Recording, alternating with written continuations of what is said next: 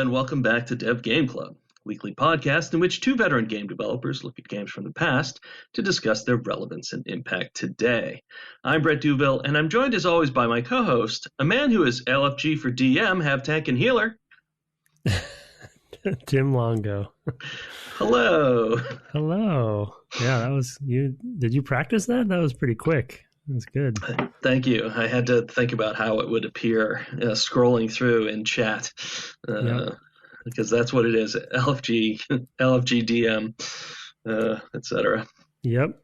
Good old whatever you've got. Yeah, I know. It's funny. I almost typed into Slack yesterday bio. Because you had to go.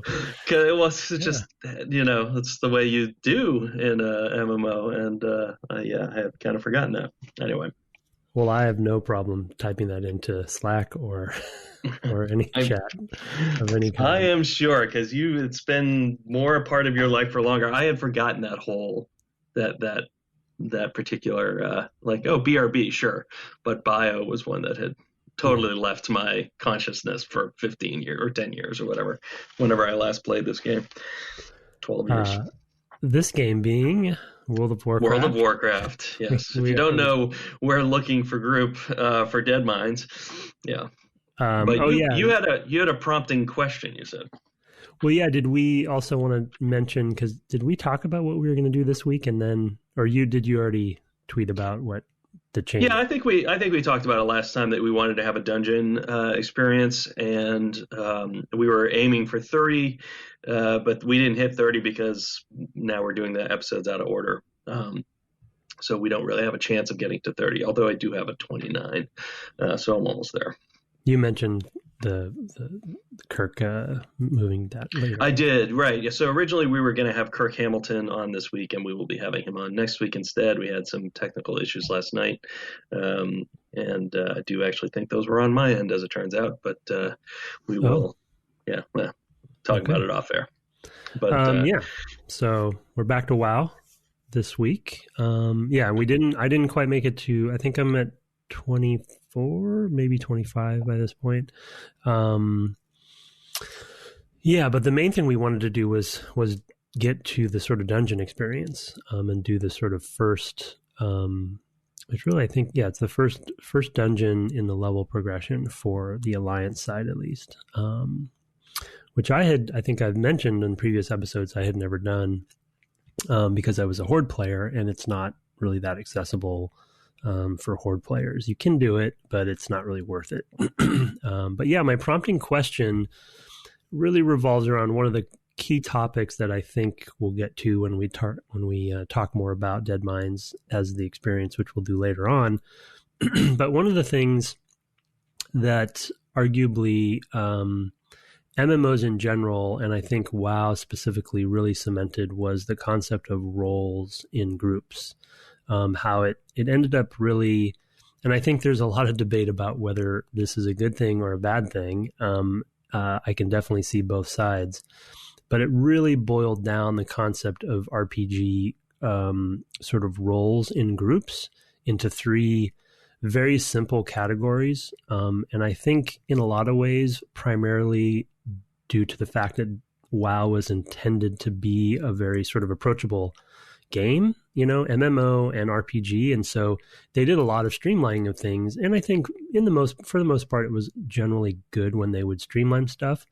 But I think it is a good debate because it on how much they streamlined roles in an RPG, a given RPG group, because it did sort of start bleeding into and influencing, I would say, a lot of the industry, definitely RPGs. And as we might have mentioned in the previous episode, but Brett and I have definitely talked about offline, even bled into tabletop with pen and paper with Dungeons and Dragons 4th edition. And what I'm talking about there is just the concept of a tank, a healer, and then DPS. And really everything, especially in modern WoW and modern MMOs today, and in some just non-MMO RPGs, kind of boils down to those three categories. And I think something gets lost in the beauty and magic of, no pun intended, of RPGs when you boil things down that much. But my question for you was, maybe unbeknownst to you when you started your warrior character, what has it been like playing as the tank? Something that I know and have done for 15 years, but I kind of wanted to hear a fresh perspective because I don't think you've done tanking before. Yeah, I have not really. Yeah, I did. I mean, I could alt tank or alt heal as a druid, which was my main character I played back when I was playing this Right. 15 years ago. So I do have a tiny bit of experience with that, but I think I was more called on to heal than tank. You could really do all three as a druid, Yeah. depending on how you want to. Right, and that's what I loved about that class. I always kind of like the flexibility. So yeah, for me, and we'll get back to the question of whether it's been good or bad, and I think we should talk about that. We can hit Talk that about that first too, more. if you want. Yeah, okay. Well, yeah, I mean, for me, I think it is.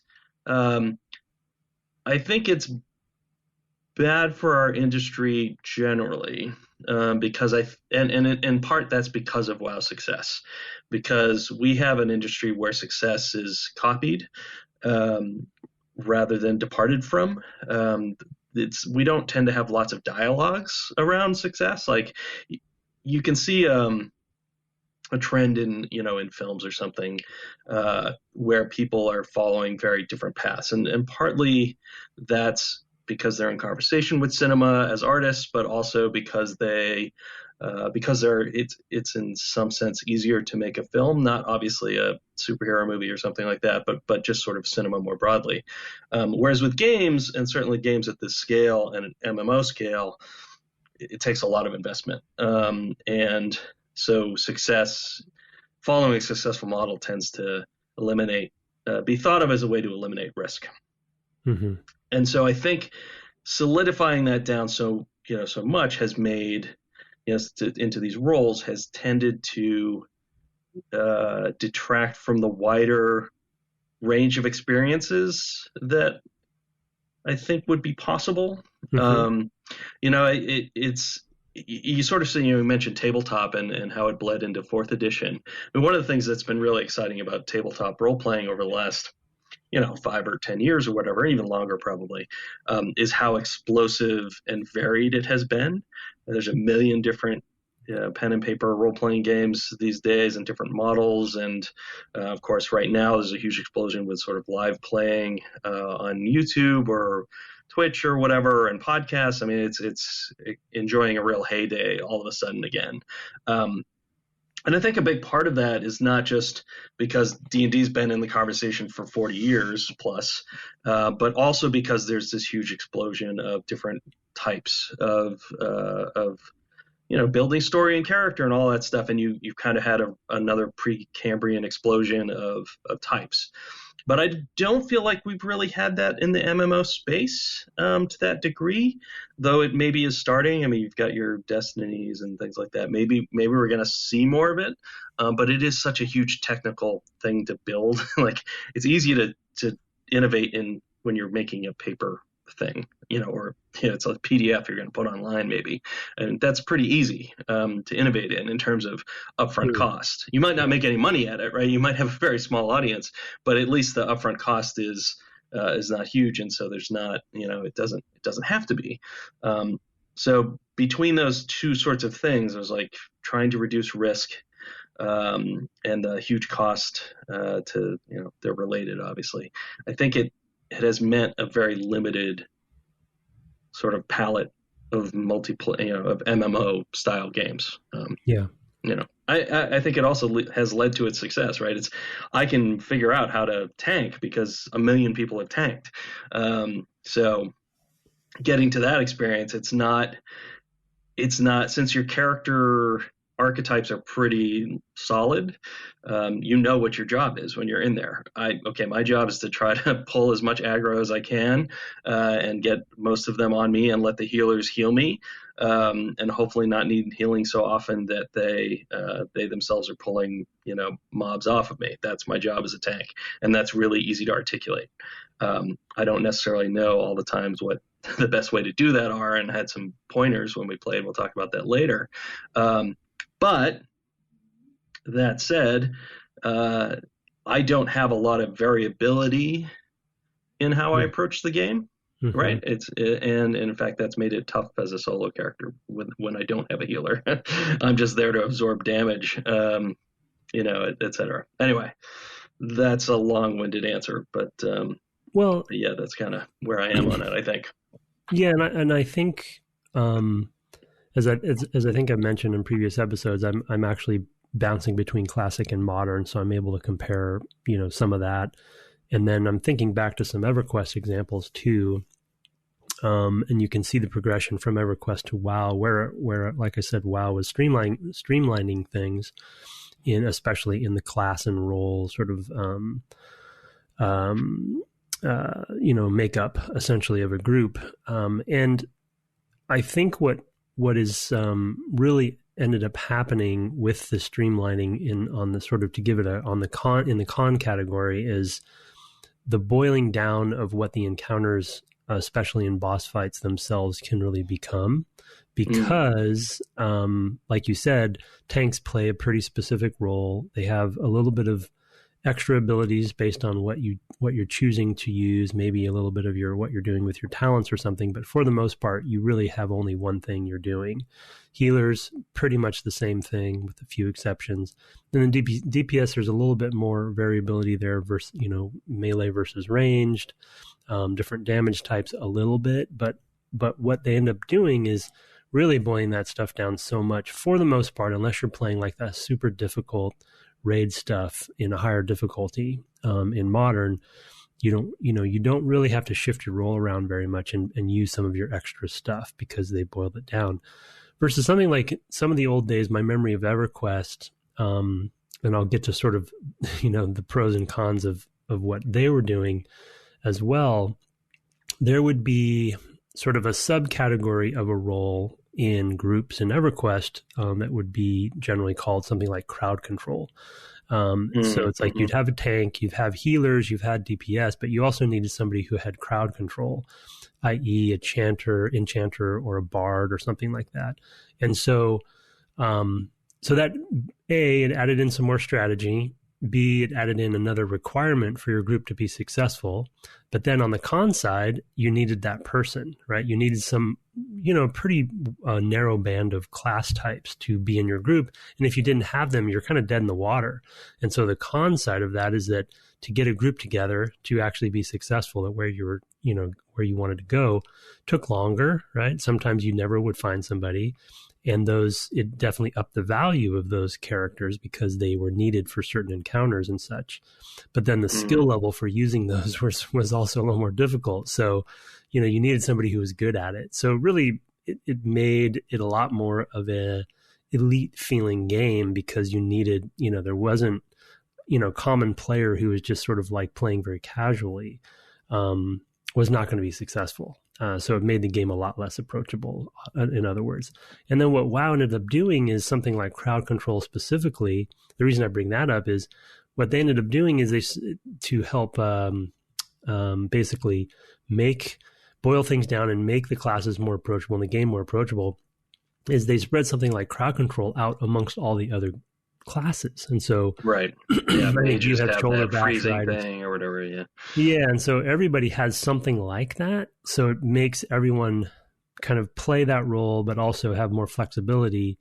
But it also waters it down, So it's, I know I'm kind of over analyzing this, but it's something I've, over how, if I count EverQuest, it'd be over 20 years now, thought a lot about and have always been interested in sort of the progression of how this stuff has changed over time. So it's kind of just a fascinating thing to me.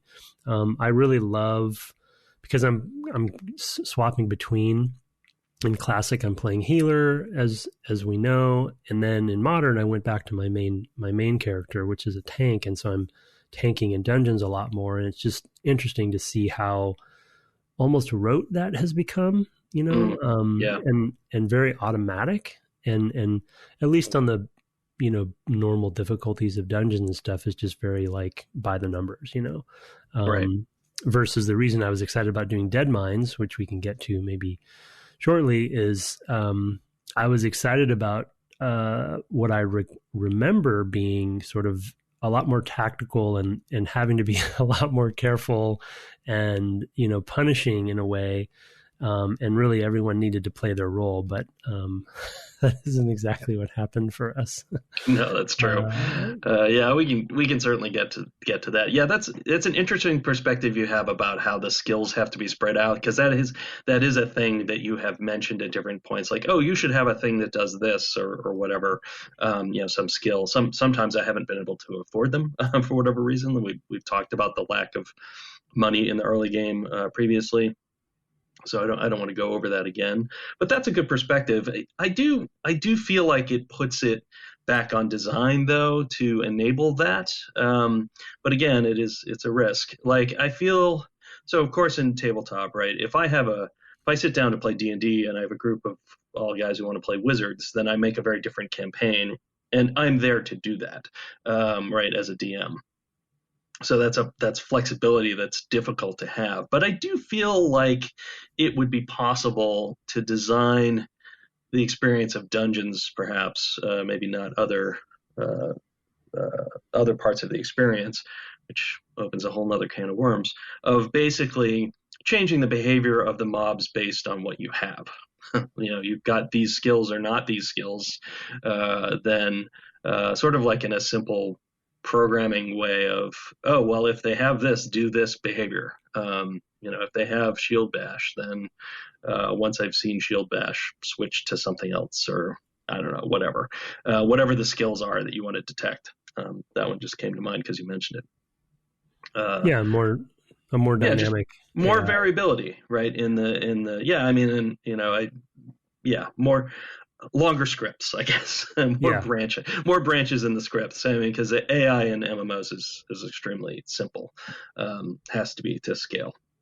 Yeah. So, like, I could see something like the Final Fantasy 12 programming system that you have to program your companions, just being how you build MMO behaviors. Like, oh, that and it could almost reach the level of Left 4 Dead story builder type stuff, like literally manage the rhythms and bring in these things because they're weak against those things or whatever. Like I feel like that's possible. For dungeons, and nobody's really done anything quite like that.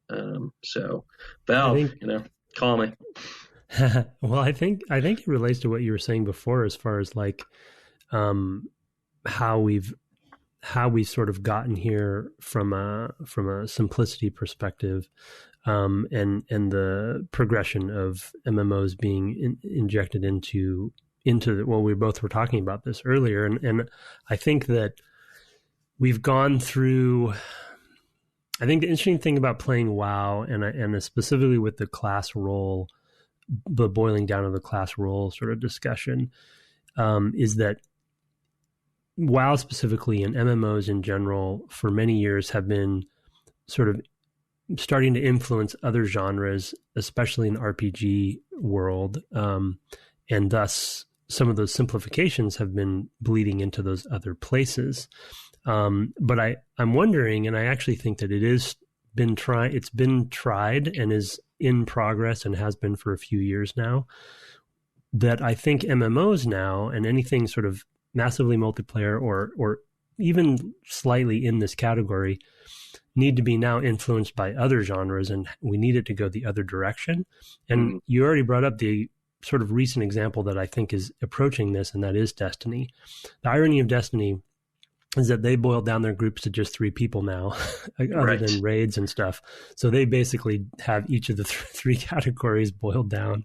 Though I haven't played a lot of Destiny, but I think healing is spread around a little bit. So that's sort of, rather than crowd control, that's what they chose to sort of, survivability is now spread around. But they still have a tank, essentially a spellcaster and a ranged, DPS person and a hunter. Yes, they do. Yeah. But the thing that MMOs don't typically have right now is a lot of skill-based gameplay. And what Destiny has brought to the table is really good gunplay and first-person shooter sort of skill-based gameplay where, there's still numbers popping off of things and there's still the stats happening behind the scenes, but there is still a skill to pointing and shooting, and you need to be fairly okay at that to succeed, especially in like raids and stuff. So maybe we're starting to see some of that influences bleeding the other direction, because for me, at least, arguably, I think Destiny is basically an MMO structurally and stuff. And so even though I think Bungie doesn't always say that. And so maybe that's a good thing. And for many years, especially when WoW was at its apex, and a lot of people who started to become sort of disenchanted with WoW's simplicity, I think started leaving the game. And a lot of the reasons that people would always cite is that there wasn't a lot of skill to the game. It wasn't very deep, and it was just sort of pressing those numbers. And it was because of the network model, it had to be pretty, you couldn't have a lot of collision based, like highly specific mechanical things happening. Right. And you'd know more about that than I would, but you just couldn't get that. Since I worked on one. Yeah, exactly. So you couldn't have that but there's been a lot of MMOs who've been experimenting with ways to get that real-time combat into the game somehow.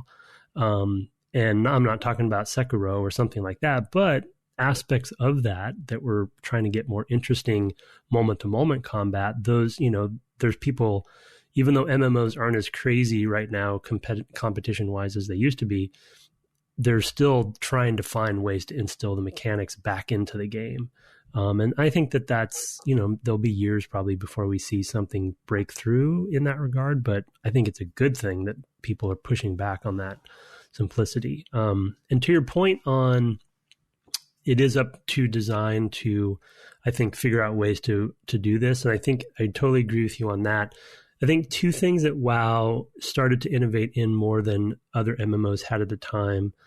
EverQuest was dealing with this a little bit, but one aspect that they knew they had control over because of the network model, and they didn't want to add mechanical complexity because they wanted to keep the games as simple and approachable as possible. They used a lot of positional design in combat, especially in bosses, to move groups around and to keep people kind of on their toes, quite literally. And so they would use sort of the space design and the positional design of the spell casting of the bosses and stuff to kind of, that would add in some, because they knew movement was something that players could do, moving around, staying agile, paying attention more. So yeah, maybe they were going through the same sort of rotations of their skills, but they had to kind of be moving around a lot, and including all three of the classes, healing, ranged, melee and tank. So that was one thing. The other thing that they did over the years that they didn't really do a lot of or maybe any of in Classic, now that I'm thinking about it, is they added in essentially difficulty levels. And what they ended up doing for what they would now call mythic difficulty for dungeons and raids is that's where they would really make they would change some of it's not dynamic as you were suggesting, which would be cool to kind of really look at the makeup of the group and make it interesting for that group. But at least when you go into a mythic dungeon, it's a lot more difficult. There's a lot more things that you strategically and tactically have to pay attention to. They would even change some of the behaviors of like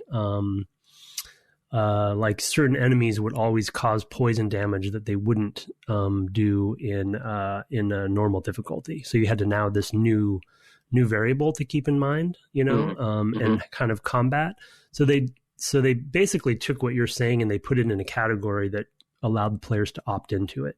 If they want that challenge, they can go to mythic difficulty if you have the item level, and then Yeah, so. that's sensible. Yeah, that makes a lot of sense. Yeah, and I would say that another direction to take this, and this has been sort of the Destiny model, is to basically add puzzles to their dungeon instances where you have to figure out to stand on this block and then stand on that block in whatever weird even order. Stealth too. Yeah. And they've done a lot of different sort of weird things that they've experimented with there for their hardcore players. I think they appeal to that a lot more than WoW necessarily does in that way. Mm-hmm. And the other thing too to keep in mind is that, for varied play, I guess what you would say back in the day when WoW came out is that if you want varied, more difficult encounters that stay within the systems of the game, but require you to think more on your feet and to react to a more challenging opponent, that's what dueling and whatever Warsong Gulch and et cetera are for. Go in and play other players, right? PvP, go in and PvP, or be on a PvP server and maybe face that all the time. So they do have room for that, because you'll never orchestrate something that's as difficult as you can certainly make something difficult that is as surprising and challenging as another human player can be. You're always bound to the machine, right? If it's going to be coherent at all. I would say arguably you don't want to be completely arbitrary and strange playing a game most of the time. But yeah, certainly other players will be. So yeah, and that gets you the sort of, like you said, the AI and sort of mechanical challenge that would be in there, the unexpected, unpredictable side of it. Because even what the other direction they went in Classic is to essentially use the raids, right? The high end raids for that extra Uber challenge. Right. And to your point,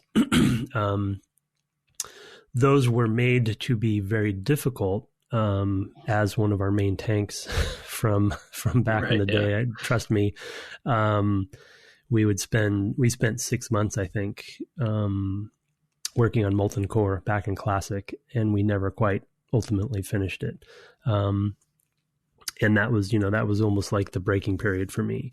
Highly stressful, very difficult, but it was all pattern based, right? It was all pattern. Right. We knew what we needed to do. We just had to execute on it. There was no sort of surprise to it. Right. And that brings in meta skills to it, right? I mean, it brings in organization and leadership, right? And somebody in there who can be a battlefield commander or something like that. I mean, I definitely remember taking down, was it Anixia or whatever that you mentioned, in that one time, and having people who were, I mean, literally relaying commands to each group, like, you listen to me. These 5 people, you're listening to me, and how organized they were. I was really happy to have done that at least once, just to see what that like highly orchestrated sort of play feels like. I certainly felt like I had some flexibility, but I knew what I was supposed to be doing. Felt like being an army, right? I mean, it's like 80 of us or whatever, 40 of us. I don't even remember. 40, yeah. Yeah, 40, I guess. Taking down this one thing, and just how regimented and precise that felt was kind of thrilling. And I only did it once. I was like, okay, yeah, that's good. I had that experience. I don't really need to do it again. But it's neat. And I do think that that's another direction of challenge that you can take it, and it's easier to design right for that. Right, I don't know how I would make the trade-off. I tend to play more in small groups and as a solo player in these games, just because that's my preference.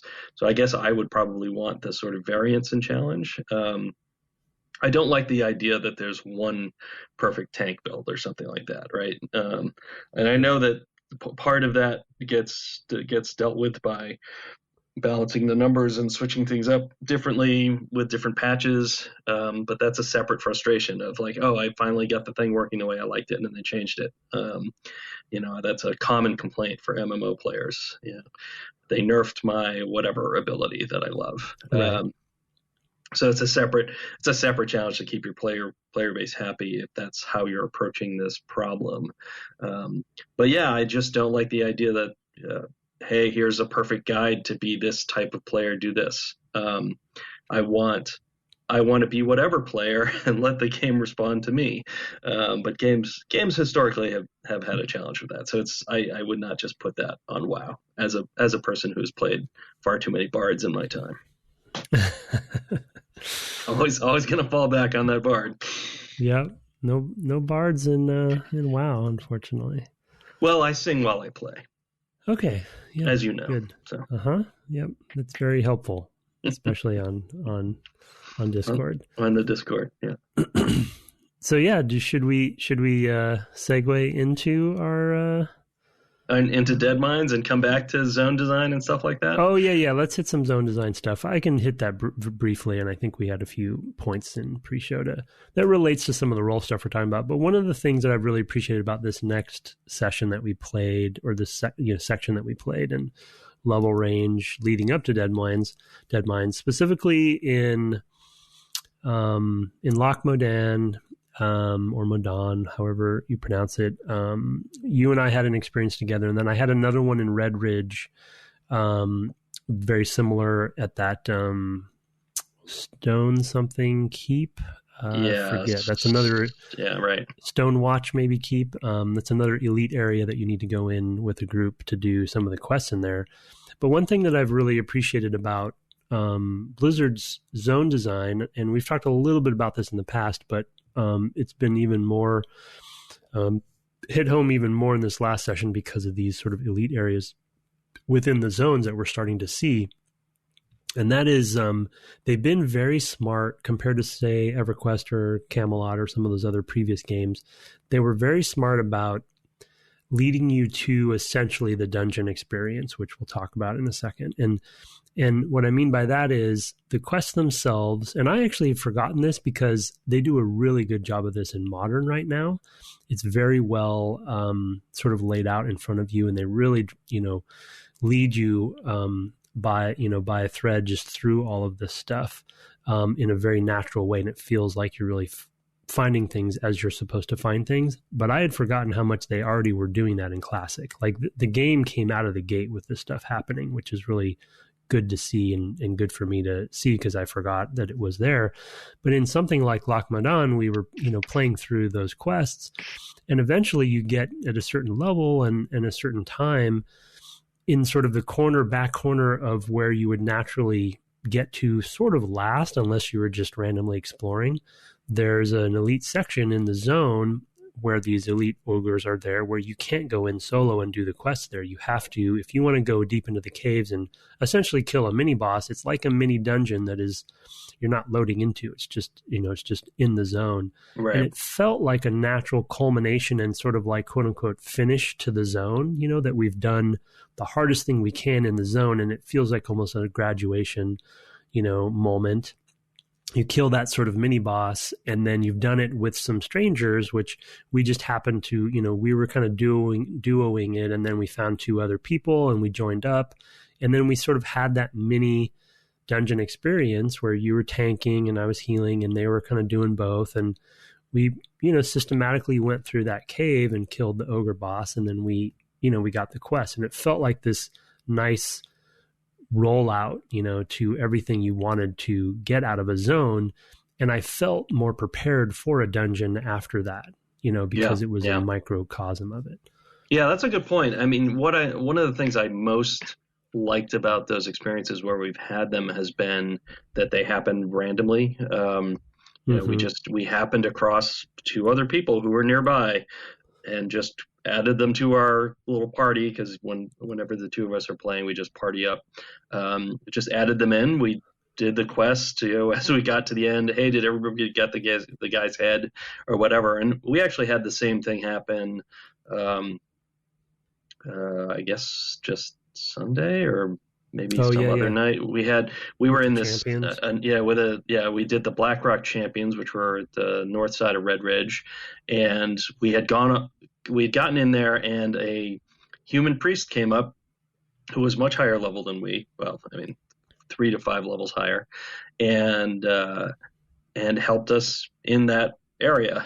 We just got in, and there's an escort out that we would not have been able to do on our own, the two of us.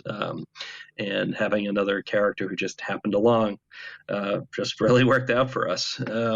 I've had that happen on occasion where I run into other players who just maybe offer me something, or one fun thing about Duskwood for my rogue character has been there's a ton of werewolves. I guess they're called worgens or something like that. Yeah. Mm-hmm. and they're skinnable.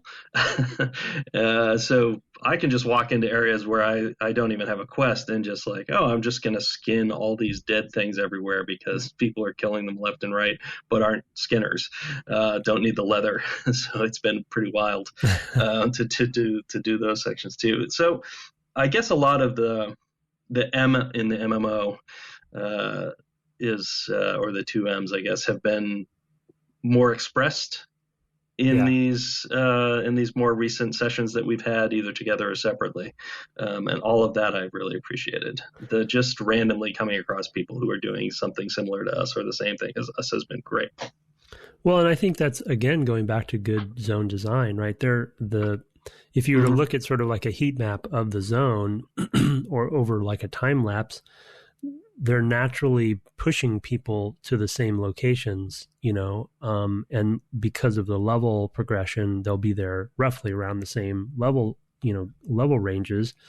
And so you're going to ideally meet people, around those places because you can't survive alone and they can't survive alone. So you're kind of forcing these social interactions to happen, which is, the bread and butter of a massive multiplayer.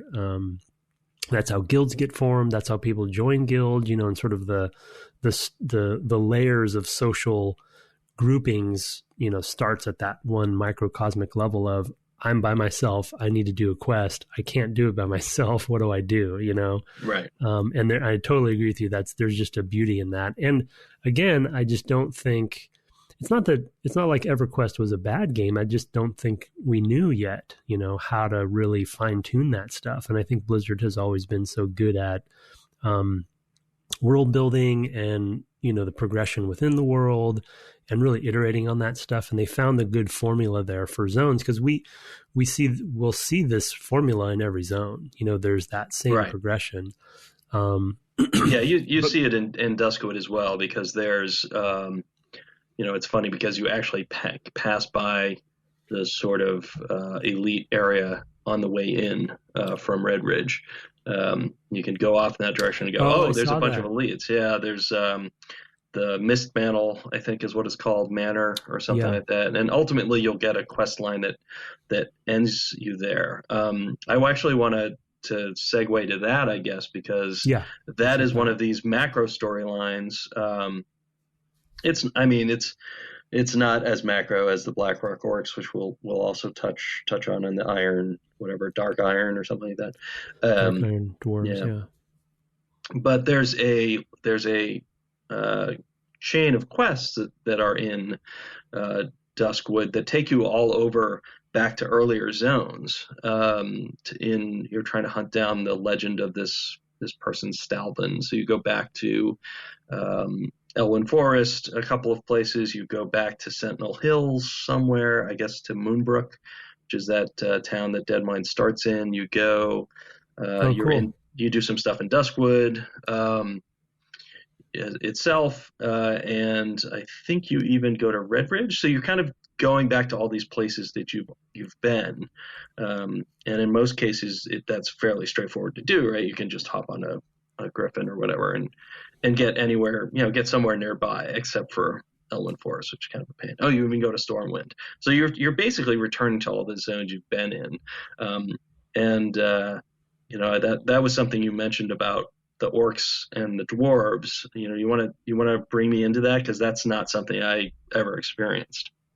Yeah, well, the other part of I think world progression design that I've really always appreciated about the game specifically, and I think RPGs in general, computer RPGs have been doing this obviously for a long time, but MMOs really hadn't hit it until WoW, I think, for the most part.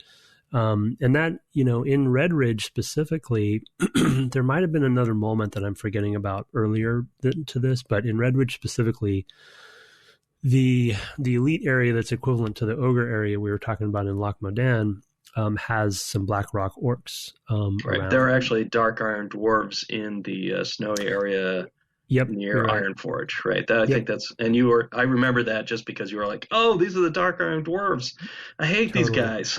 Yeah, you're totally right. Yeah, they were in the early newbie zone. Yeah, for the Yes. dwarves and gnomes. Yeah. So they did start right in the beginning. So Dark Iron dwarves and the Blackrock orcs, we're starting to now have these quests that are focused around these groups, these factions of enemies. And in Redrich's case, that area is one of those little mini elite areas that you can't go into solo. So it kind of ups the ante on them, right? It makes them feel more powerful and you're more afraid of them. Well, the cool thing about that is the beginning of a very long thread that you will sort of keep coming back to on that continent time and time again throughout the rest of sort of our leveling career, if you will. And it ultimately ends up in the endgame content, Blackrock Spire. Mm-hmm. And Blackrock Spire is this enormous mountain that we've already seen in some of our Griffin flight paths, but it's sort of presented to you as, Mount Doom or something, right? And so you see it as this foreboding thing. You're like, oh, what is that? And then eventually over time, you'll realize that that's actually the end game. That's where you need to go. And then there's actually moments when you're traveling from zone to zone where you go through it, but you don't go to the end game content yet. And in fact, I think in Classic, you have to get keys to even get in. Oh my. So you could even get true. to the door. That's nuts. Huh. Yeah. And so there's this sense of like, oh man, I'm not ready. But I'm fighting all of these groups outside, right? Who, as the Black Rocks are sort of spreading throughout the lands. And then, the 30 to 40 range, there'll be a zone where they'll be in there. 50 to 60, there'll be a zone where they'll be there. And so eventually you get to 60 and you're fighting them in end game content, right? And where you're getting the best loot and everything. So, and there's a story, albeit light, but there's a story to this all along the way. Right. So you'll remember, like I did when we saw the Dark Iron Dwarves originally, and then Blackrock Depths, which is a pretty big 5-man dungeon that's below the mountain, appropriate for dwarves. That's where you kind of pay off on the Dark Iron Dwarves thread, which ultimately ends in meeting and defeating the Dark Iron Dwarven King. And so it's this really cool, and that dungeon is epic. Like I'm talking like potentially 5 hours. Oh ridiculous. My God. Yeah, we won't be playing that, I don't think. I just have weird memories of that dungeon. It doesn't have to be 5 hours, but often is. But it's just great to see them with, it's breadcrumbing, right? It's just the breadcrumbing of these concepts throughout the whole thing. And I actually, in pre-show, I forgot, we actually are about to segue into one that we didn't even think of, and that's the Defias Brotherhood. Right. Yeah, I was thinking about them as we were talking. They show up again in Duskwood. They're not a major presence there. They're a huge deal in the hills there. What's Westfall? Westfall, yeah. Yeah, they're a huge deal in Westfall, and then they're really not present in Red Ridge at all. And then they have a sort of little area in Duskwood where there's maybe one or two quests to get. They're in Elwyn too, though, right? The newbie area. They are in Elwyn. Yes, that's true. They're in Elwyn, right? So you sort of Elwyn and then Westfall, you see them, then you don't see them in Red Ridge. You see them again in Duskwood. And as I recall, I think we're going to go to Stranglethorn Vale or whatever next after that. And I think they're there as well. I don't recall explicitly because there's also some sailors and stuff like that. So I'm not I think, though, it might be Defias, like that they're pirates and smugglers or something that are Defias Brotherhood down there. I don't recall. But where does it go ultimately? Is there more of them?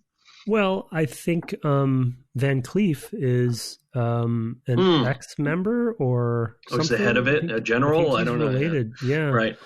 That was sort of my point, is that Right, in the Dead Mines. Okay, yeah. In the Dead Mines, right? So we've met as an alliance character, we've met the Defias Brotherhood over various times.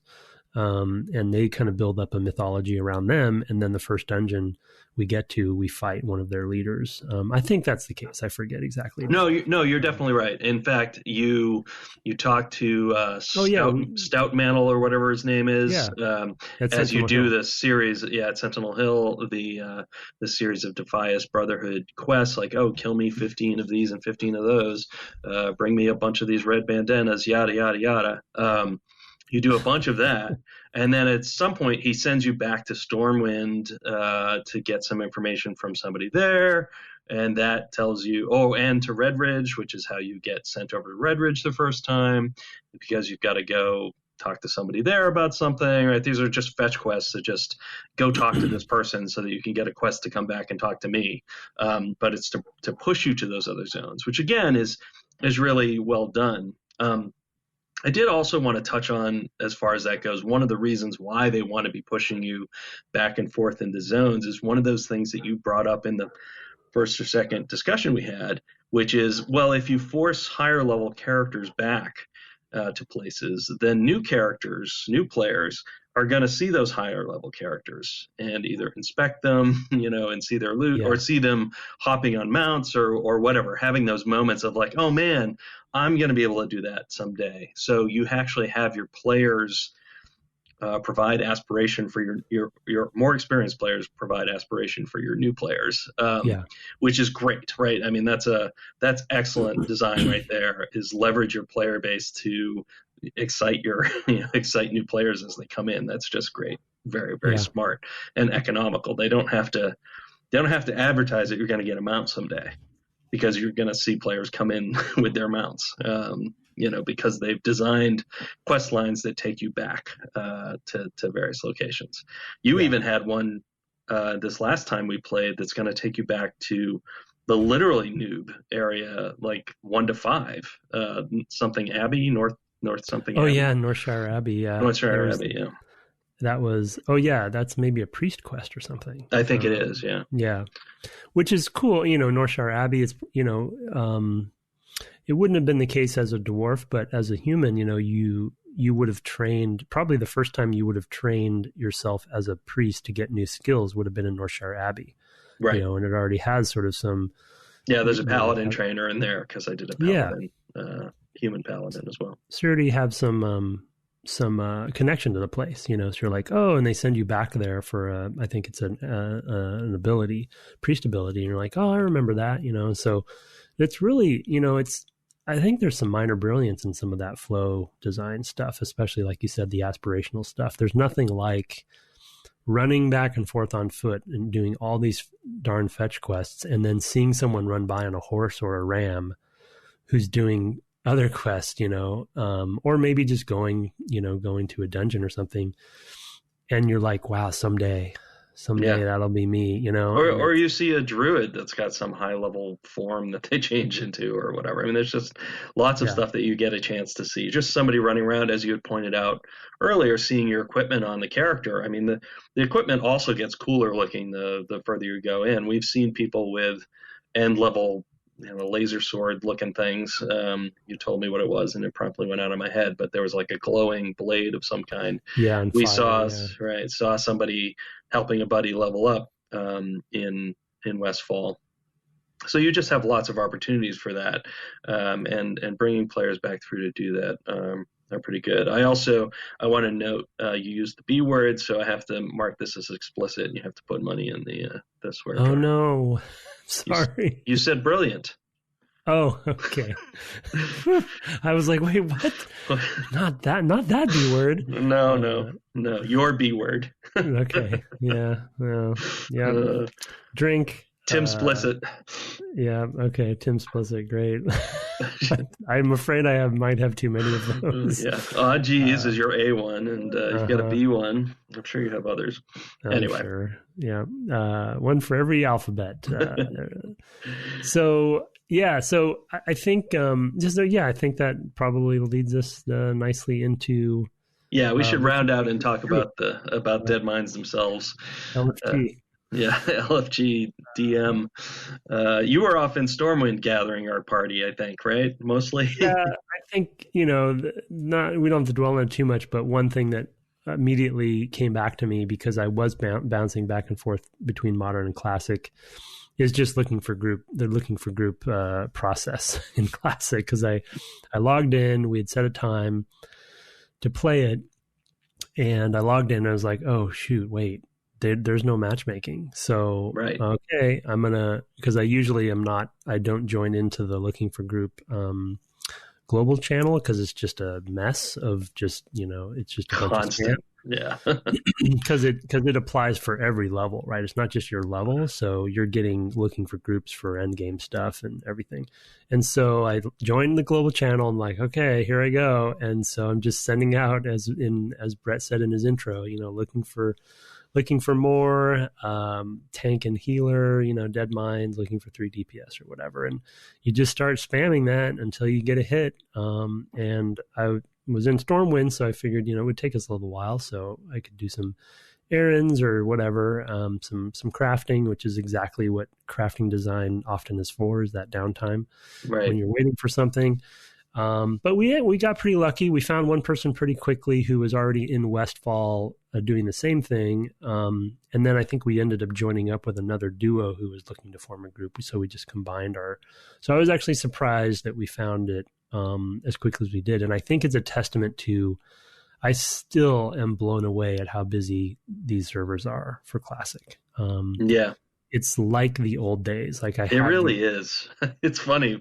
It's funny playing it after, it's been a dozen years for me. And to be in there and feel like this is just what it felt like 12 years ago is astonishing, especially because I'm playing on a West Coast server, despite being on the East Coast. And I'll get on and it'll be 7 in.the morning. And I'll be playing a little bit before I do any work for the day, if I indeed do any work that day. And it'll be 4 in.the morning on the West Coast, and the place is still, I wouldn't say rocking, but it's still, there's plenty of people around. I get requests to sign guild charters at 4 in.the morning or whatever for West Coast, or what have you. It's pretty amazing. There's not tons of servers for Classic, that's but what they're doing. Yeah, and that's how that's happening.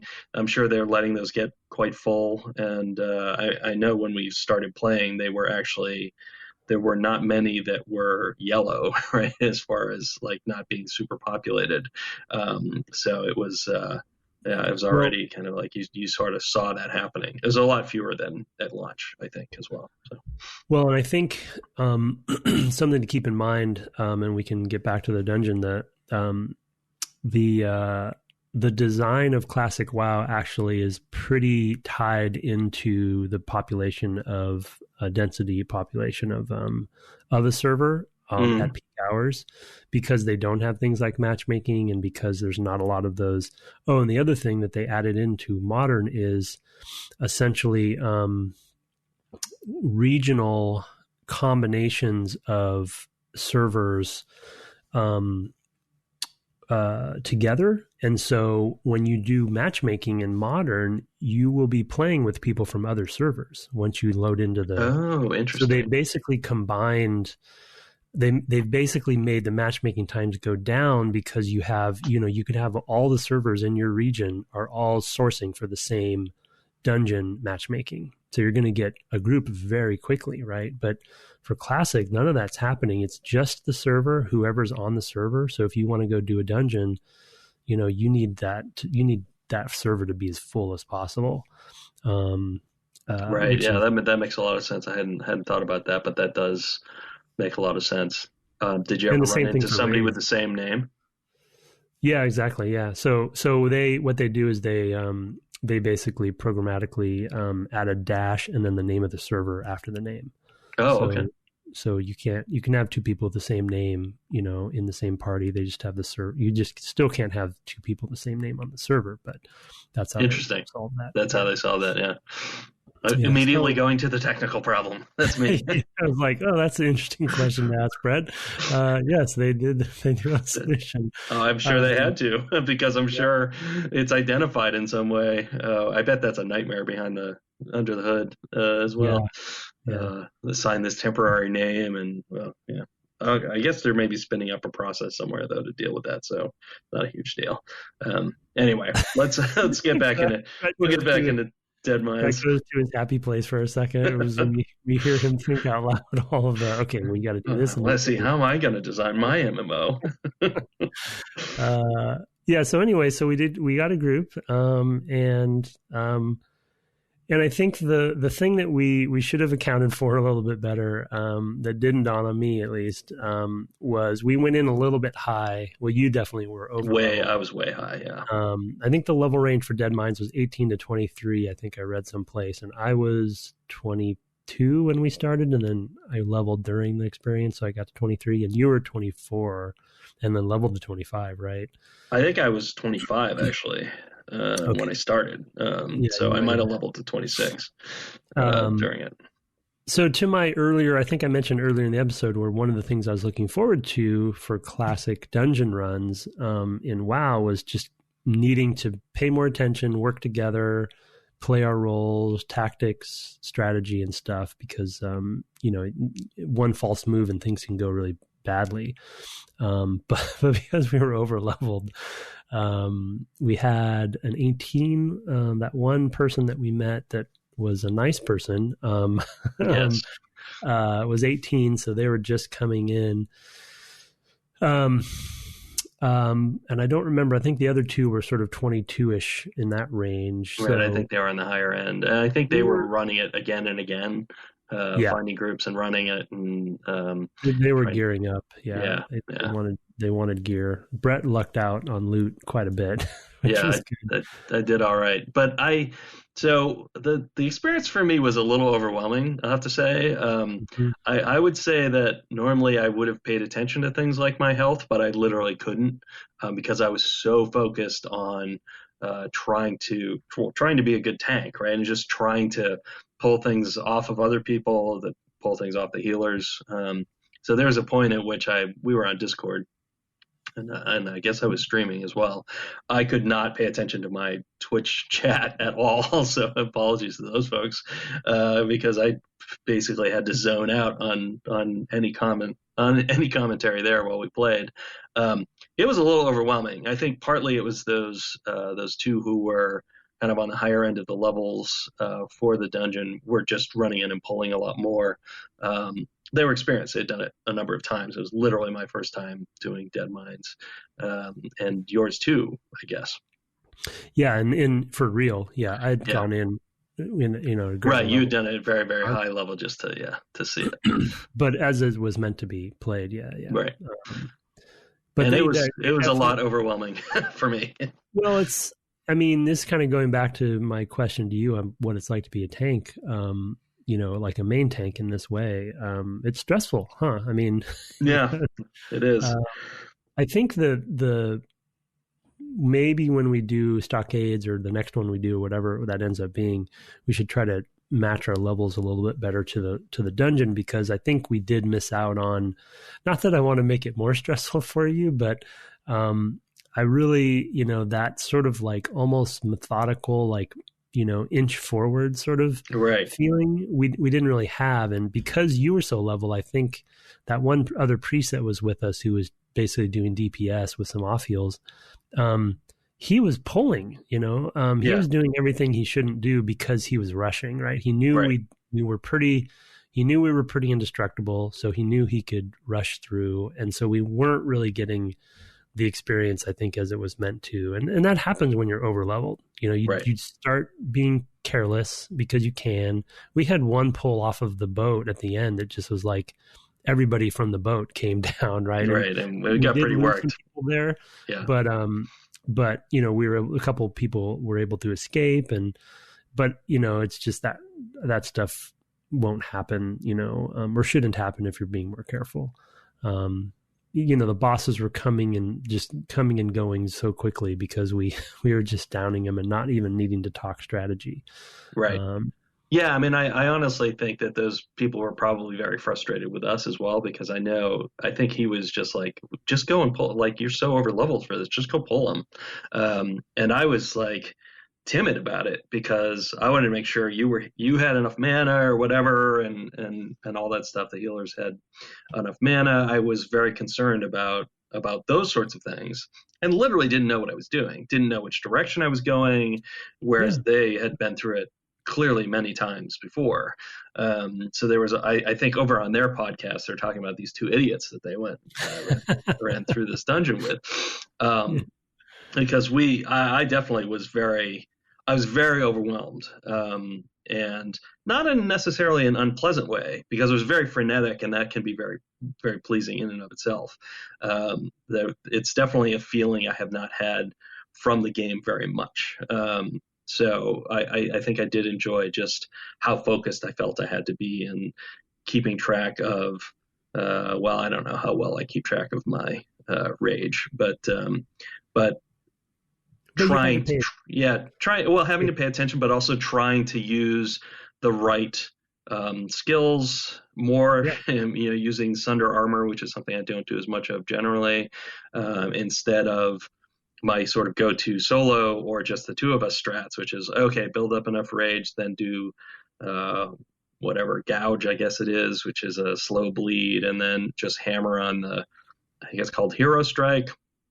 So it's like my normal strategies are not what I wanted to be doing to maintain aggro and keep things on me, and I literally didn't know what I should be doing. So thankfully we had another warrior in the group who could say, "Oh, use this," so that was helpful.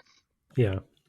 I mean, and that's exactly why I wanted us to for our next session to be a dungeon session, so we could talk about that, because despite it not being a highly dangerous run for us, the stuff you were just saying is what I wanted to kind of for us to talk about, because it is, dungeons do, I think, for me, they've always been, I think I definitely appreciate moments of raiding from Black and Classic, because, it's essentially the proverbial high and low lows. Mm-hmm. Like amazing moments in gaming when you have a raid just running on all cylinders and you down something like Onyxia or some big boss. But for me, for whatever reason, the 5-man dungeons were my favorite, I think, moments. Now they also have high highs and low lows. They're not quite as high and quite as low, but I just like the coordination, the tactical coordination, and that dungeons by design are inherently going to be more crafted and more moment to moment, right? Because they're essentially, well, I'll say linear. They're not always the case, but essentially there's a beginning, middle, and end, right? And you have to take down the bosses, and there's a escalation, and the final boss is the hardest one, and plus you get the loot thing. And each pull, if we had all gone in there at like a level 18 or something, we could have done it, but each pull we would have had to talk about. You know what I mean? We would have had to have made sure that we were all right in the right place and everyone was manned up and all that kind of stuff. And we'd say go, and this person's going to shoot their gun or bow or crossbow or whatever, and that person's going to charge because that other warrior's already going to be in combat, et cetera, et cetera, et cetera. I mean, there would have been a million just to start combat with one mob. Would have been a lot more orchestrated, for sure. I can remember doing a horde, a much higher level, something around maybe 50 with you on the West Coast once. That would have been back in 2005 or 6, where we were all, or maybe even a little later. It might have been after an expansion came out. I don't remember the details. Felt like a new area to me, but anyway, that we did a thing, and just having that be much more slow, thoughtful. What, is everybody got mana, yada yada, and also having a prep, right, and be ready to go into an area at all if you happen to have potions, or you can make things that'll be beneficial to others, making sure buffs are up, yada yada yada. I mean, it's just a million. And I think that contributes to the high highs as well, because a lot's on the line. You feel like it's not just you, other people are depending on you. If you wipe, you've all wasted a bunch of time. There's just right, because at that point the dungeon would reset, I guess. Is that correct? No. If we all wipe, then we just come back in. Yeah. Oh, okay. It doesn't reset. And in fact, in the raid situation, if we all disbanded the group. That would be right. Okay. Yeah, I couldn't remember how that worked. I knew, like, if one or two people go down, then they can run back in. But you also feel like I'm letting him down, and you're waiting. And there was after we lost a few people, we were all. I died as well. Although you were able to resurrect me because I just stayed there. I was like, okay, well, he'll bring me back when he brings me back. But I literally wasn't paying attention to my health at all. I had no idea that I was about to die. And then, oh, look, I'm dead. Whoops. Yeah. So, I don't know, Well, lot going on. well, and the other part of it for me with and this is kind of comes at the pros and cons side of it is with with five person groups for those dungeons, everyone's role is important, right? There's in a 40 person raid, everyone definitely has a role to play, especially like the main tanks and main healers and stuff. But for the most part, it's a big kind of mess of a group, especially in the old days where there's 40 people. It's just a mess of a group, like all trying to make it happen, and there's some slop in there. But if you're like right in the sweet spot for the level of a 5 person dungeon and you're going through and it's one of the better, I'm not actually sure. I don't think Dead Mines is one of their better dungeons by a long shot. So we can maybe talk about that really briefly, but I was a little bit disappointed in it. And it wasn't just because we were over leveled, but when you're in a 5 person, group, like no one can let their guard down.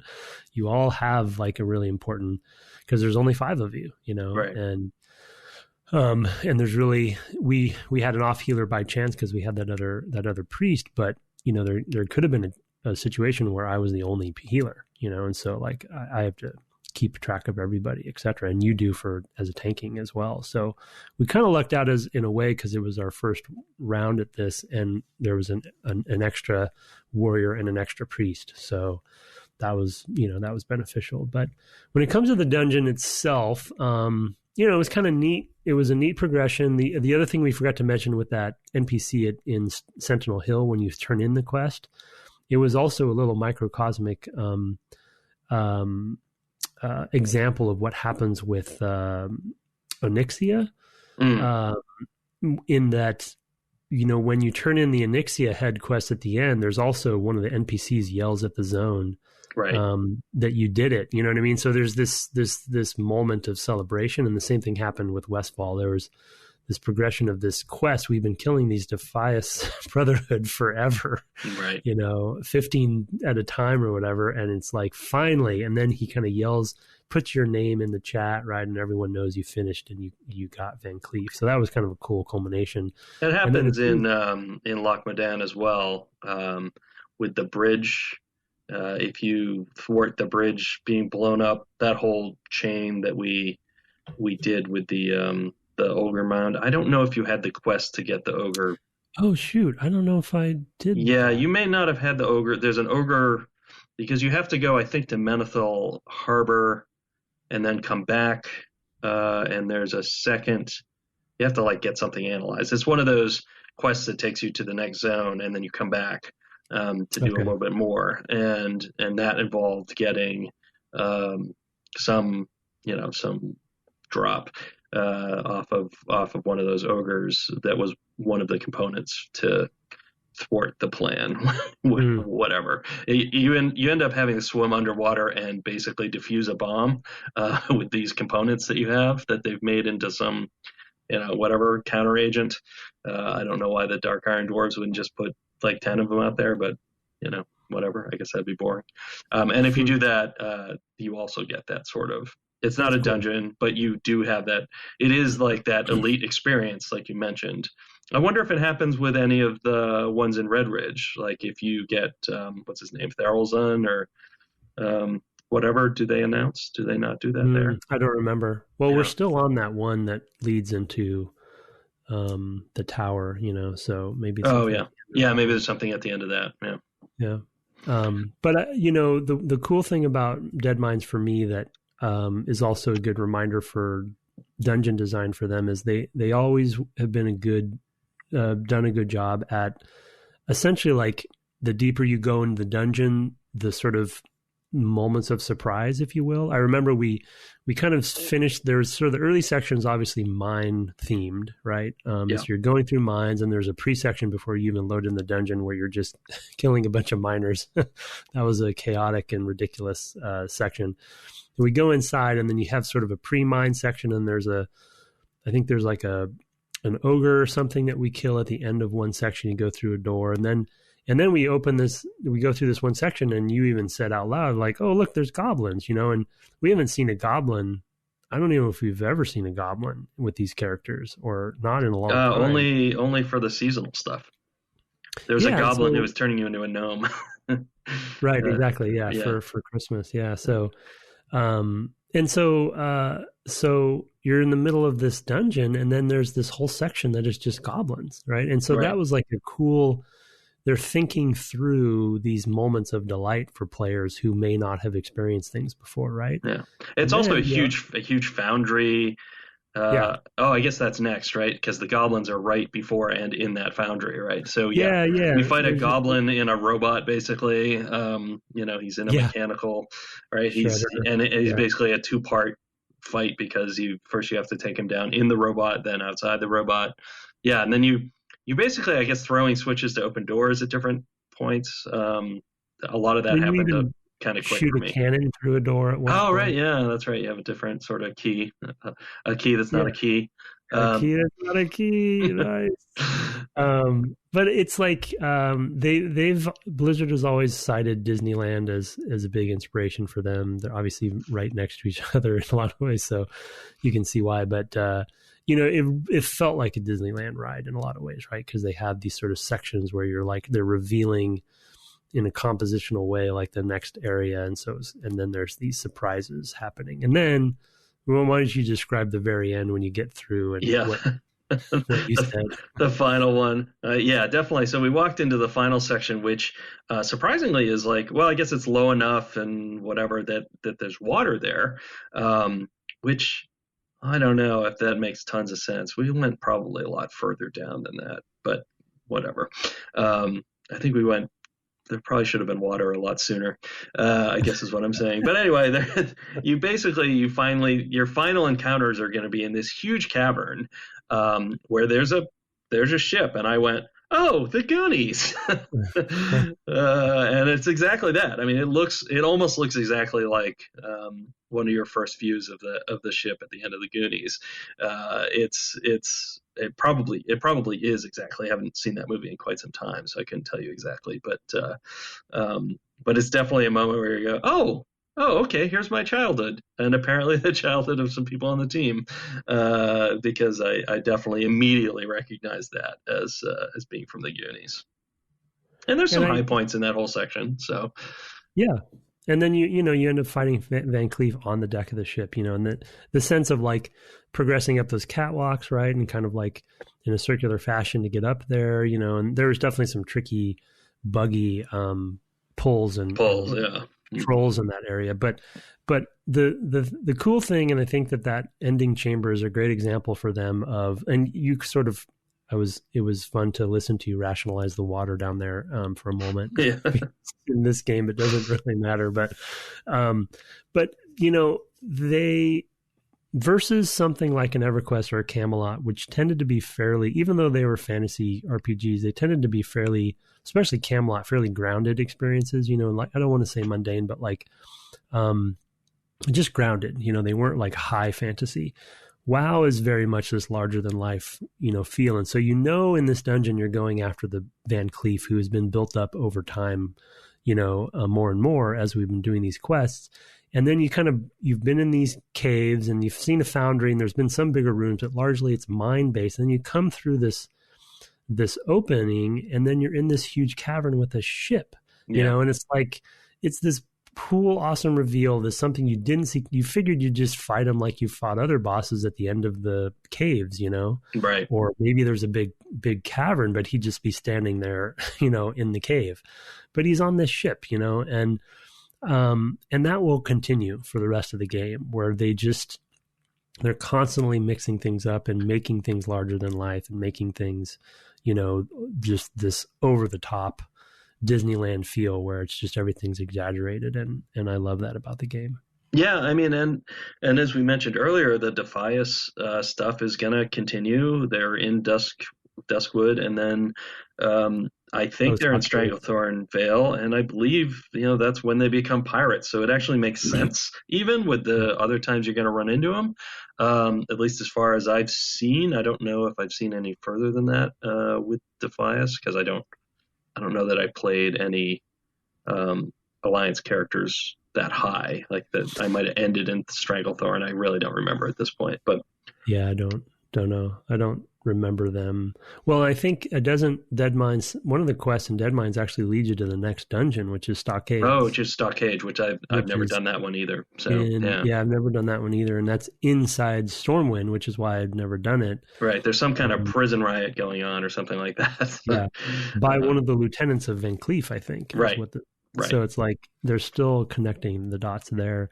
But I think because we didn't play much Alliance stuff, the Defias is much more dominant there. I think there's some more Defias stuff up north of this continent too. But yeah. Yeah, very cool. Very cool. It was very cool. I liked. We had a moment with a boss that was a Tauren that you liked because he had the ability that the Tauren had, some freezing us all in place and going back to his chest and getting different weapons and stuff like that, which was fun. That was a fun little boss battle where just in a scripted way, oh, you got him down to half hit points, then he does this, and you all get frozen in place while he does that and says some line, some typical.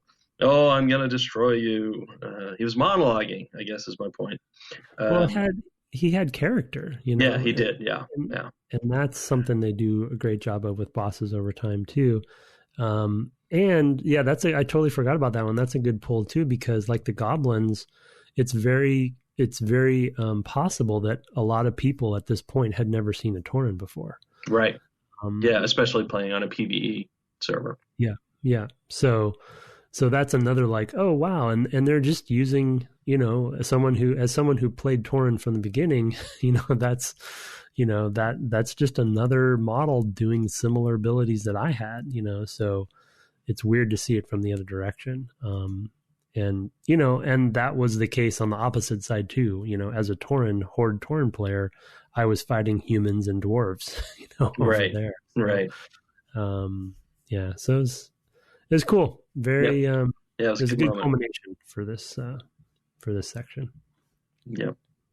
All right. Well, why don't we take a quick break, and then we'll come back and do just a little bit of feedback.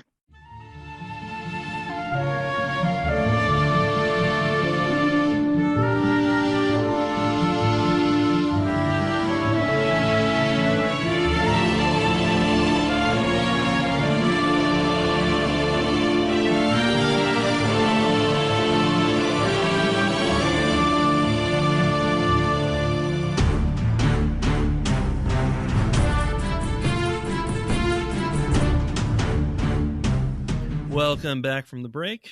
We actually had another email to devgameclub@gmail.com about Shenmue, which apologies to our the person writing in, but it had been put in a different folder by Gmail, so I missed it when we were doing our Shenmue wrap up. Otherwise, we would have done it with that. But you have it, sir. Okay, here we go. Something from Shenmue from Robin. Hi, Brett and Tim. This will be stretching your memories a bit, especially Tim's. That's for sure. But I first wrote to you back in your Resident Evil series, and you were kind enough to read my email out. I've been listening since then, and although I have been enjoying pretty much every episode, it's your current series on Shenmue that finally pushed me into writing again. Especially I wanted to touch on your discussion about how the game gets you involved with mundane aspects of Ryu's life, such as manually dialing the telephone or waiting for the bus, and what the effort of that can and might be. This comment particularly stood out to me, as Shenmue is one of the games that I credit with inspiring me to leave home and go traveling. As a kid, games were always a way for me to explore my wanderlust, and one of my biggest reasons for plying out to get out and explore a 3D world or 2D background illustrations if I go further back. However, it was Shenmue which for me gamified the idea of doing ordinary things in ordinary places. There was no visiting New York to become a criminal overlord, and no delving into fantasy dungeons to go hack and slash things. Instead, it was exploring a normal city and looking for gotcha toys or a convenience store or going to talk to someone in the park. When I got into the simple enjoyment of walking around the neighborhood, especially in the Hong Kong sections of Shenmue 2, I could no longer deny the fact that this was something I wanted to do for real, and eventually took the plunge, buying a ticket and traveling there for myself. Wow. That was 14 years ago, by the way, and I never turned back. Looking at the wider game industry, though, and I think this is something I think failed to take on, although there are plenty of games that took the open world model of Shenmue and improved upon it with richer worlds and better action. There has been no major title that I can really think of that successfully turned the ordinary into an adventure, especially at AAA scale. I guess it does sound stupid to try to make a game out of something so mundane, but I found the stress-free exploration of the environments in Shenmue combined with the relatable story to have had a strong impact on me personally. Although I thought I would pass on a couple more thoughts. Anyway, I thought it would. Oh, sorry. Anyway, I thought I would pass on a couple more thoughts to you guys. Thanks for the great show, Robin. P.S. You probably have done a bunch of research already on the development of this game. That's not true. But just in case, I will share a video of the early Saturn version of Shenmue that was in development before Sega moved on to the Dreamcast. And he provides a link. Yeah, I will put that in the show notes. So we don't do a bunch of research, so thanks for suggesting that we do. We don't, but there you have it. Nothing in particular. One of the things is like I was 14 years ago, he went off on his own adventure and has never turned back. I thought that was kind of cool. Yeah. And that's great. I do remember Robin writing it back in a couple of years ago. It's hard to imagine. It's hard to, as you heard us talking about this game, as we talked about it, it's hard to imagine this game, period. Never mind there being sort of competition for it. It's definitely unique in that way. I don't know. I agree. I feel like, yeah. Well, I agree with him that I do. It is hard for me to think of another example. I feel like there's got to be something close-ish, especially in the indie space. But I agree with him that it's a shame because though Shenmue didn't necessarily, different time, different, moment in his life versus my life, but it didn't necessarily fully inspire me to go traveling. But I can totally see what he means and how it could have done that for him. And we talked about it on the series. There were multiple times when I was fully enveloped in the game in that way, and the sense of being this character, living in this world and getting to know a place, and it being a place that I'm not familiar with. I think it is a shame that there aren't more games like that. And I don't think as a developer, and I think as a creative person in development, you'd expect me to say this, but I think it's a bummer that, that more publishers or more funders don't allow this stuff to be made, because it's you can totally see how they would justify how it wouldn't make its money or what have you. And maybe Shenmue 3 is an interesting recent example of that, where, how long it took for that to actually happen and how it ended up happening. But there definitely is, I think, an inherent sort of artistic value in the concept of it. Yeah, I would agree. I mean, I think the one counterexample, it's a different sort of game, but is very grounded in reality, is the Sims franchise, which we've mentioned here and there over the years. That's a game, a very system-y, somewhat simulation-y game. No open world and story, so that's definitely where it kind of falls down in comparison. But it does have the sort of groundedness of using sort of environments that we would recognize, yards with pools in them, although you can take the ladders out, and houses that have different rooms and you put different stuff in them, and you're sort of managing these tiny little people, different versions of, or different sort of, I guess versions of the game have had sort of moving more into town or having a neighborhood and et cetera. So I think that's another sort of game series that explores the same sort of space, although definitely from a totally different lens, and not being very story based. So that's a big departure. Yeah, I mean, I think part of that is, honestly, I think it's sort of like,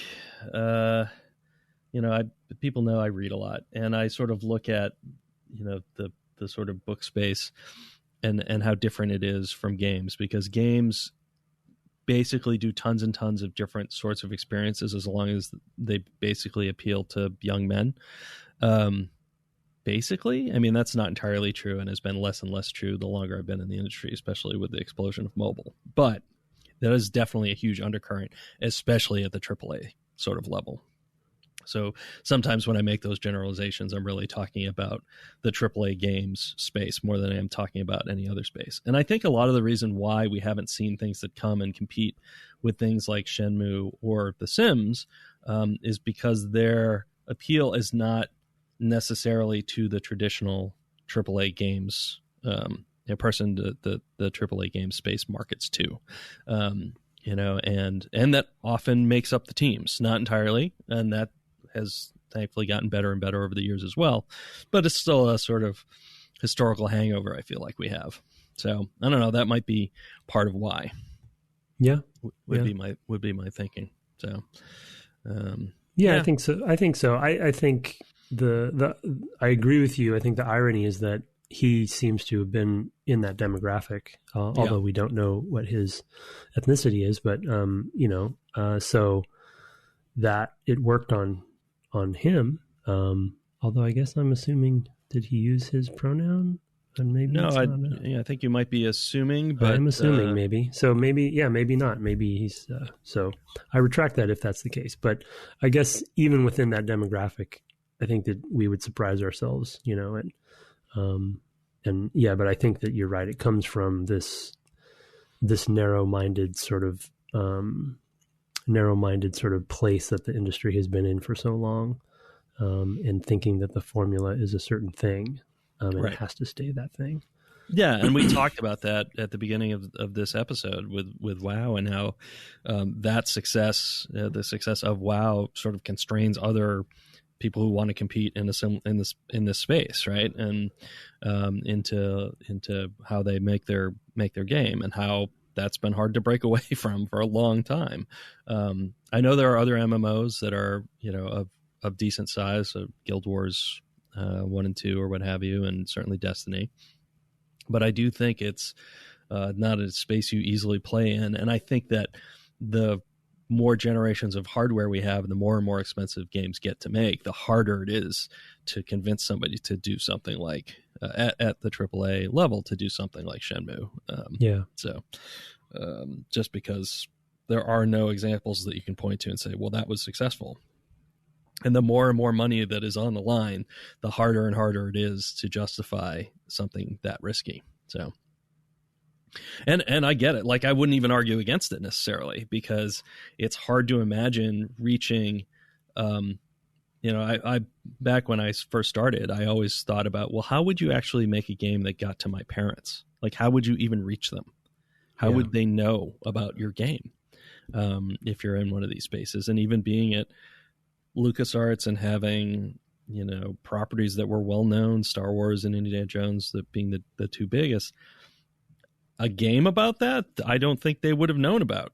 If obviously they knew about it because of me, but I mean, in general, somebody like my parents, even my aunts and uncles or whatever, have no idea what games I've worked on, right? And or they've forgotten if they ever knew. So it's hard to imagine broadening the audience too, which is a chicken egg problem, right? It's been, I don't know how it started, but it's been that way so long, and it's just, I don't know, it's hard. It's a hard problem, hard nut to crack. I don't know how we avoid that. I think phones have helped a lot, but again, and I think in a lot of cases, people who play games on their phones, and there are a lot of moms, for example, that play games on their phones, and they don't think of themselves as being part of the wider gaming market, is my understanding. So it's still hard to reach them. Yeah. So I don't know. Yeah, my mom has become one of them. I don't Right. know if I've talked about that on I think on I think it's come up briefly, but yeah. Yeah, it's been Certainly you and I have interesting. talked about it. I mean, I had the same question for myself as you had for your parents. Like, what would it take? And I've now watched this happen with her. And it was partially hardware in that the iPad was really the key, sort of fork in the road for her. The discoverability, I'm trying to think. It might have been my fault at some point, but I think we would say to your credit, sir. Not she plays the stuff she plays is not stuff that I play. She plays a lot more casual stuff, and it's just been fascinating to see which ones catch with her. Ones that I wouldn't have noticed, or not noticed, but ones I wouldn't have guessed that would have been the ones. But it's a lot. It's unfortunately, I think it has a lot to do with the sort of because she plays mostly the free games that have the sort of microtransaction mechanical aspects in there and systemic aspects, and so a lot of it is that almost like addiction centric stuff, gambling centric stuff that is hooking her more than the world fiction, because she'll play fantasy stuff, she'll play non-fantasy, so there's really the rule set isn't really there in sort of a fantasy fulfillment standpoint. It's fascinating to watch. Yeah, I think one of the main ways to combat this is going to be, you already mentioned it, is going to be the diversity in the teams and the diversity in the people running the companies. If that doesn't change more than it has, I mean, we're getting better, but we're a long ways off. Like none of this stuff is going to change very much until that changes, I think. Yeah, I mean, it certainly doesn't. It doesn't sort of reflect the population at large, either across gender and certainly over racial diversity either. So there's definitely a long way to go. Of course, I've been out of AAA now for 6 years, I guess, a little over 6 years. Yeah. That's why the indie space is so exciting. Is that the indie space has been interesting from that standpoint, because there tends to be a lot more variability there. But still the marketplaces are, it's tough to it's tough to find those folks. Like I do not know. I'm not a marketing person, so it would be difficult for me to answer anyway. But I still have that problem of like, well, if not for me, how would my parents know about whatever? I mean, my parents know about. I mean, I think Nintendo sometimes crosses over, and certainly I think the Wii probably did really, really well for them from that standpoint. But I also feel like, if they sold, let's just pick 50 million, I have no idea, but just to say 50 million Wiis out there were probably 30 million that were Wii Sports machines, right? I mean, it really caught on. It was craze. People liked the Wiimotes and the sort of, I can wave my hands around, like it was more accessible from that standpoint. But the attach rate must have been abysmal. Attach rate being the ratio of games to consoles, to the average number of games that a person buys, for the console that they own. I'm sure it was terrible.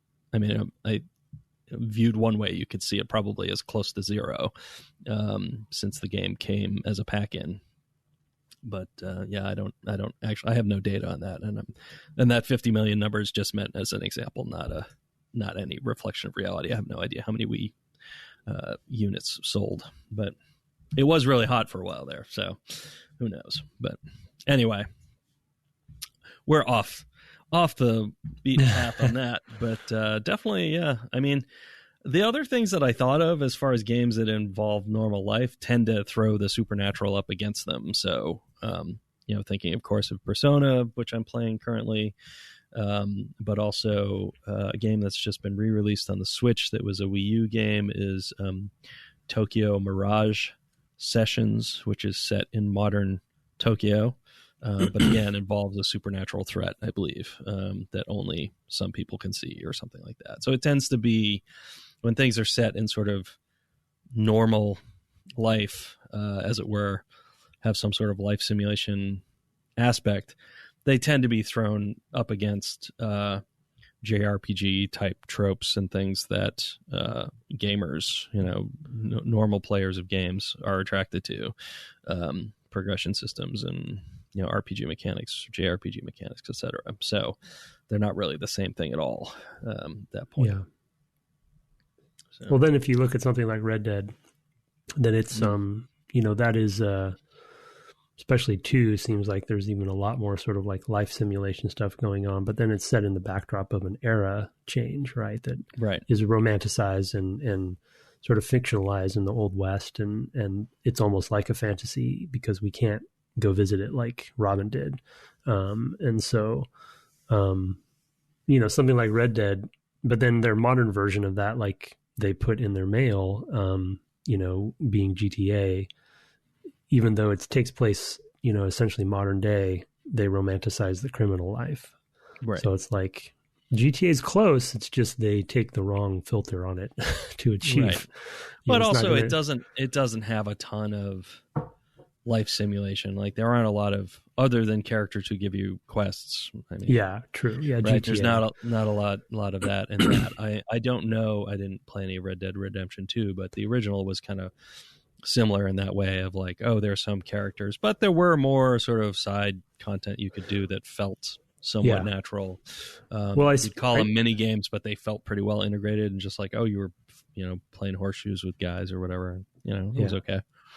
Well, I specifically mentioned too, though I also have not played, very much of it. I've just seen some things and hear people talk about it. But I mentioned it specifically because, especially the opening, it sounds like there's a lot of drawers being opened, and then and then I think that there's a way to play that game where you can just go off into the wilderness and essentially live off the land, like camp and make fires, and you don't even have to, progress the story very much because it's so versus GTA, which is not really. Yeah, it really doesn't really support that. Huh. Interesting. Yeah, I don't know when or if I'll get around to Red Dead Redemption 2. There's so many games. I have so many games in my back catalog at this point. And plus, I do a podcast about even older games. So here we are. Here we are. Full circle. Anyway, I'll go and do this other one, which actually kind of nicely dovetails. This is from Nick McCormick. Subject is a mobile game, ? First of all, thanks for reading my email on the podcast. Yeah, sorry it's been so long. It's been a few weeks since we got this one. I'm developing a mobile game, but I'm 29 and grew up playing console games. The general cutoff point for the games you two choose seems to be around 2008, around when I went to college. Well, while I was away from the industry, things changed a lot. In terms of dollars, the mobile game space has made a bigger impact on the industry than anything else. Have you considered doing a, quote, classic mobile game, or alternatively some F2 free-to-play game? My favorite of your podcasts are not the ones where you revisit games you remember, but when you jump into influential games that one or neither of you has experience with, such as all the old Nintendo games. It would be fascinating to hear you dissect some game like Candy Crush or Hearthstone. Nick McCormick. Yeah, thanks, Nick. His TLDR was, have you considered a classic mobile game? I actually don't play tons of mobile games generally just because I'm not I just don't like the form factor for playing games. I have played some mobile games that are from the first few years of the iPhone, I guess, like Spider, I guess, would be one I think of. I used to play a ton of Drop 7, puzzle game that I loved. Let's see, what else? I can't think of anything else in particular. Osmos, which is co-made by a friend of mine, Andy Nealon. Is a game I love. Spider comes to mind as well.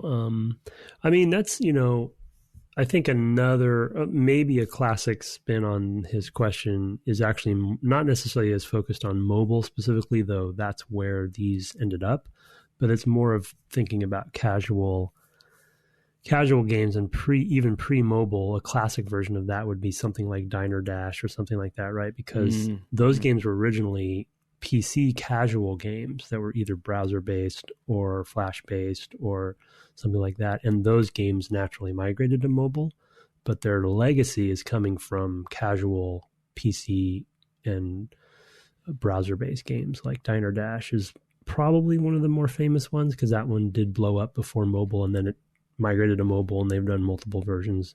Ironically, when we talked to Tom Hall, he, I think, still works at Play First, which was they were the creators of Diner Dash. And, a lot of non-gamers recognize the name Diner Dash. Right. It's a very simple game and very fun and cool. I think, we could maybe do... I also want to point out that in 2001, I pitched that game to you and Darren. Okay, well, Crazy Waiter is what I called it because of Crazy Taxi. Are you serious? Yeah, I totally did. I couldn't, my memory. There's no way I would. If I hadn't told you, if I didn't tell it to you in the last week or so, you wouldn't remember it. So, oh my goodness, it's a little vague memory coming back to me. Yeah, when Diner Dash came out, it was a huge hit. I went to Darren and I was like, I just want to say. Yeah, exactly.